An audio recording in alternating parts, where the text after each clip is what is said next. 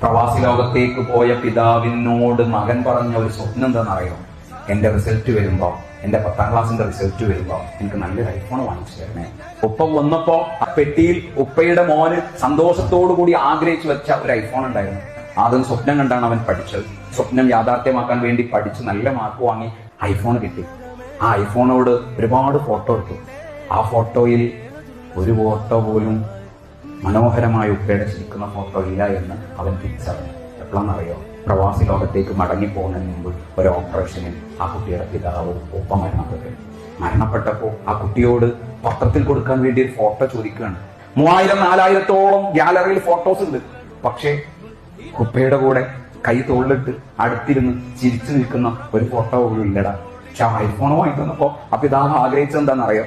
എന്റെ മോൻ എന്റെ സ്വപ്നം നേടിയെടുത്തതിന്റെ പിന്നാലെ പോയപ്പോ വലിയ പ്രതീക്ഷ ഉണ്ടായിരുന്നു. സത്യത്തിൽ മക്കളെ, നിങ്ങൾ തിരിച്ചറിഞ്ഞിട്ടുണ്ടോ നിങ്ങളുടെ പിതാവ്? നിങ്ങൾ അറിയേണ്ടതാണ് നിങ്ങളുടെ ഉപ്പയെ. നിങ്ങളുടെ ഉപ്പ ഏത് മേഖലയിലാണ് ജോലി ചെയ്യുന്നത് എന്ന് അറിഞ്ഞിട്ടുണ്ടോ? അറിയണതോ? നമ്മുടെ ഉപ്പ, നമ്മുടെ പിതാവ് എന്ത് ജോലിയാണ് ചെയ്യുന്നത്? നട്ടുച്ച വെയില നേരത്ത് അവരിങ്ങനെ അധ്വാനിച്ച് വലിയ കോൺക്രീറ്റ് കെട്ടിടത്തിന്റെ മുകളിൽ സൂര്യൻ ഉദിച്ചു നിൽക്കുന്ന, കത്തിച്ചൊലിക്കുന്ന സൂര്യന്റെ താഴെ അവർ ജോലി ചെയ്യുന്നതല്ലേ? അവിടേക്ക് നമ്മൾ ഒരു ദിവസം ഒന്ന് സഞ്ചരിച്ചു നോക്ക്. ആ ഉപ്പ ചെയ്യുന്ന ജോലി ഒന്ന് കണ്ടു നോക്ക്. നിങ്ങളുടെ